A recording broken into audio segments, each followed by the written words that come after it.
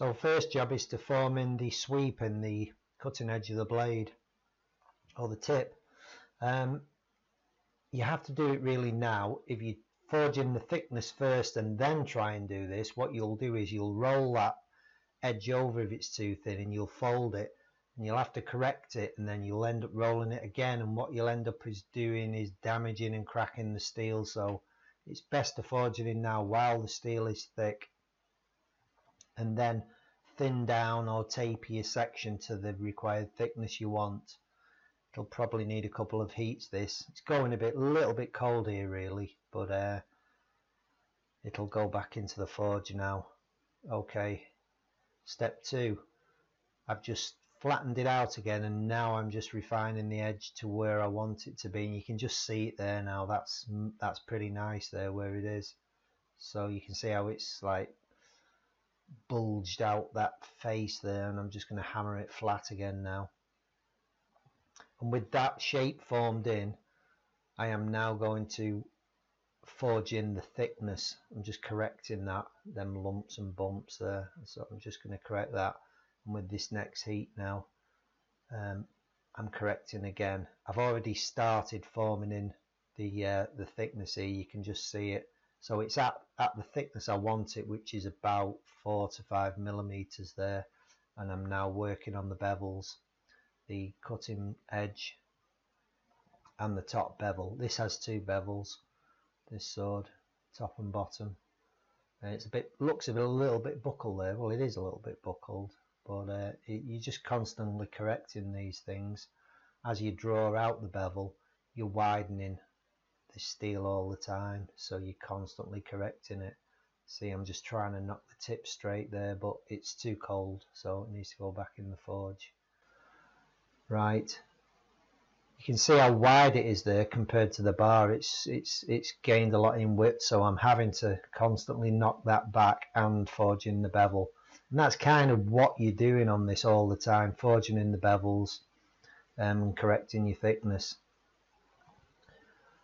As I get halfway up this sword, I won't forge in the thickness anymore. I'll just stop because this bar's 9mm and it needs to be 7mm at the handle end.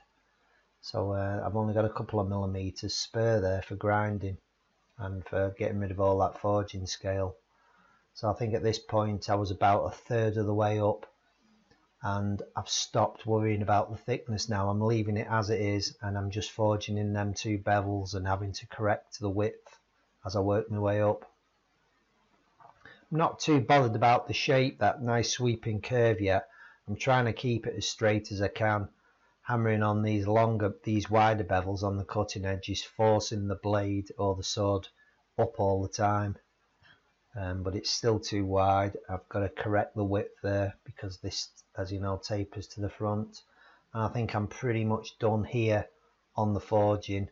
I'm just straightening up any little lumps and bumps I can see, and I'm trying to get the blade as absolutely as straight as I can. I'll probably eyeball it there, yeah. Just correcting any little lumps I can see on there. I'm just trying to really, at this point, just trying to get it as absolutely as straight as I can.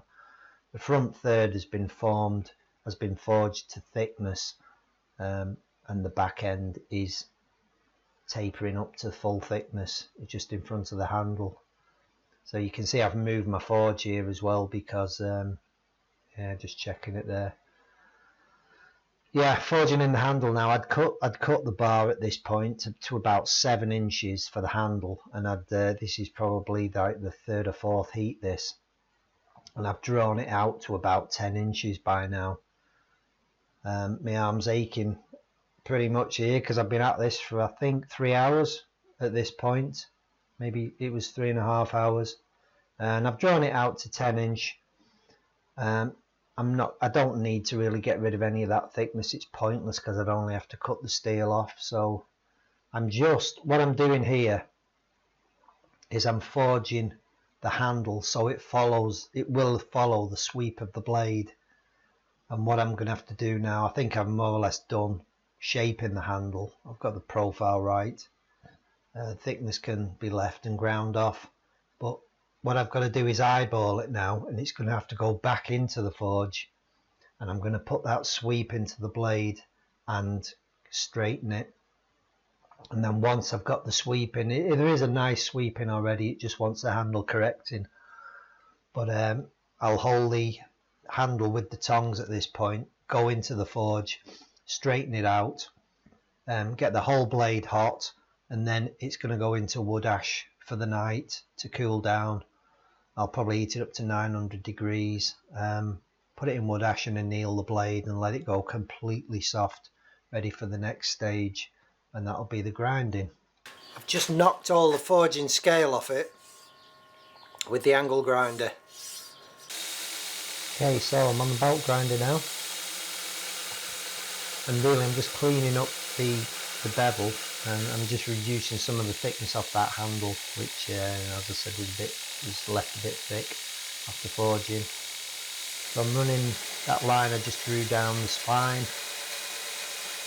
with my marker pen, and I'm grinding roughly to that line. I'll define it later on, I'll clean it up, and I'm just getting all the forging marks out of it really, and all the scale off it.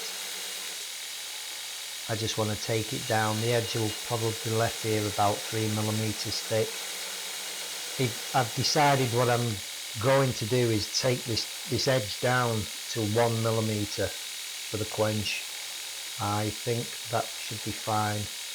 And you can see there, that's the bevel line I drew in, and I'm just grinding to that from that cutting edge. Quench tank's not quite deep enough, so I'm going to pour water down it. The problem was here, this was the only belt, the best belt I had. It was a 60 grit, I think it was.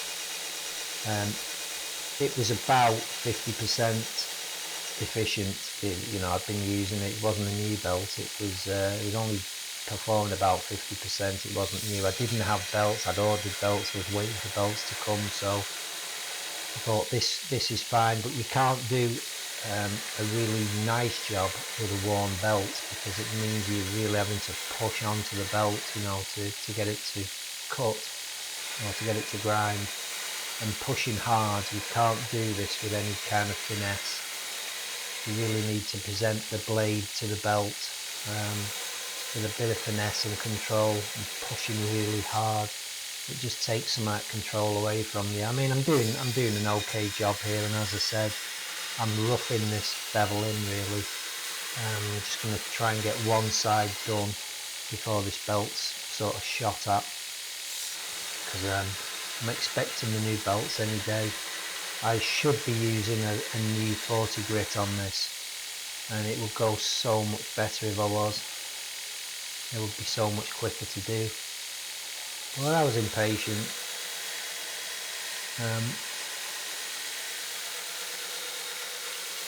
Yeah, so I'll keep grinding this now. Get that cutting bevel, get the cutting end, the cutting side of the blade, get that formed right round to the tip. I'm not actually sure yet how I'm going to finish the tip of this katana. I know the last one I finished, it wasn't right, but that was kind of an experiment, more of an experiment in actually completing a katana. So on this one, I'm going to try and put the correct tip on it with the correct grind. But I've drawn the line to the spine just as a thickness indicator, so I can grind, and I will grind that tip flat.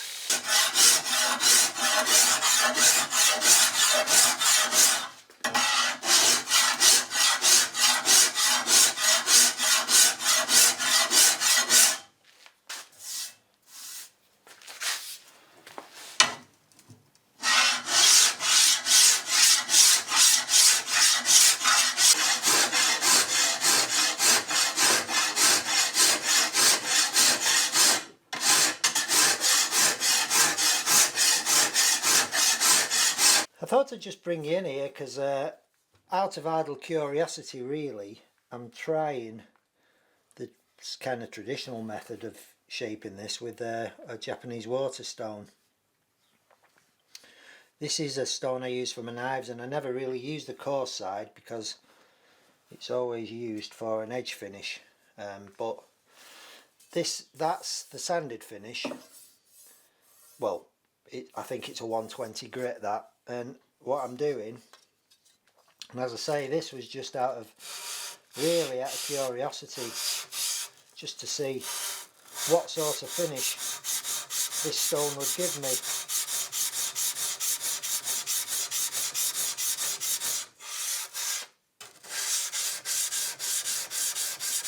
I think really this stone is too soft.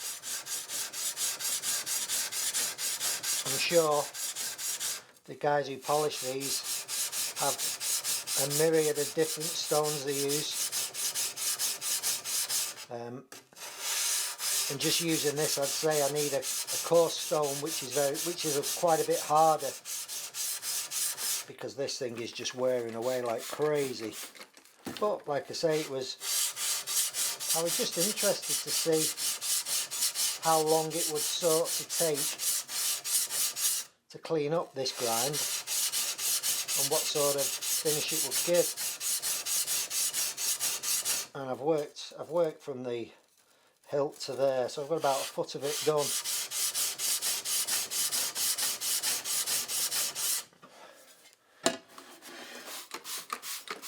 I'll just show you.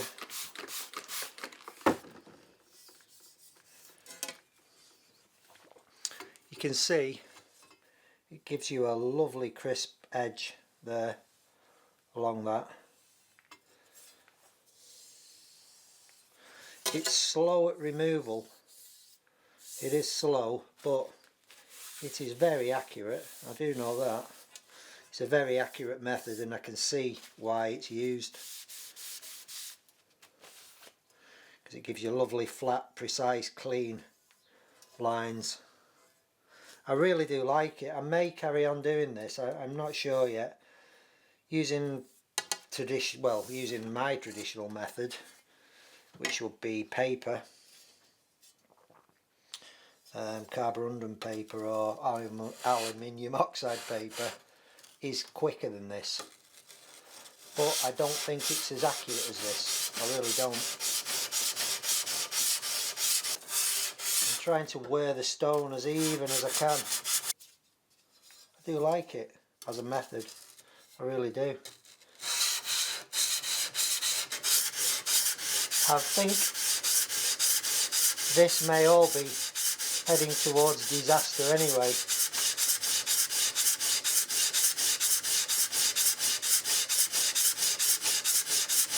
What I did, I've had it back on the grinder after filing just to correct a few things on it, and I just got carried away really, and I've gone very thin now. I have gone to almost the finished size of the blade, you know, so I think the heat treating on this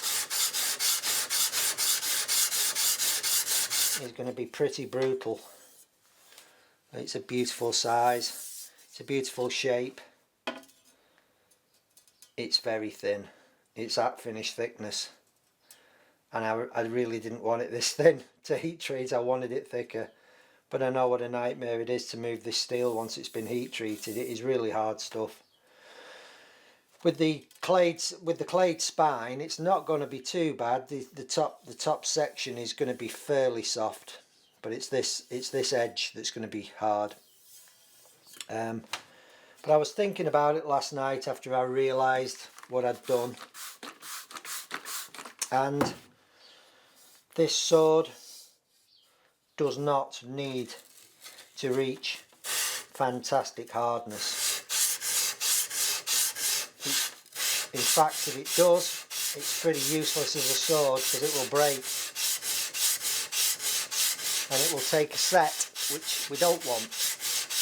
I'm going to give it at least 5 thermocycles from descending from really high down to probably 500, 600 degrees, and I'm really going to set the steel up ready for heat treating. And all I want to heat treat is about 3/8 of an inch along that side there. That's the only thing I want to get hard, on that edge. I'm not too bothered about the temperature of this. I want that to be hard, so that really, I need to concentrate on that edge just getting to slightly near hardening temperature, which is about 8. I think it's 800. I've had good results on hormones on this steel at 815 to 20 degrees. Below that, I've not had fantastic results from the hormone. As long as there is some hormone, and I'm sure there will be in this, I'll be really happy.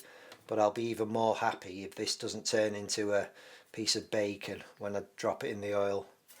And being this thin, man, it's touch and go. It really is. So I've let myself down really, you know, taking this so thin. And it's going to be a very, very anxious moment when this goes into the oil.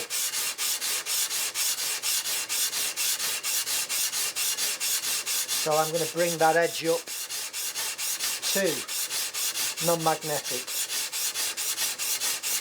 And I mean as soon as that hits non-magnetic, it's going into the oil as soon as it hits it. But I am really enjoying this. I am enjoying doing this on this whetstone. Yeah. So I will carry on. I'll show you how it looks when I've finished, and then we'll get the clay on.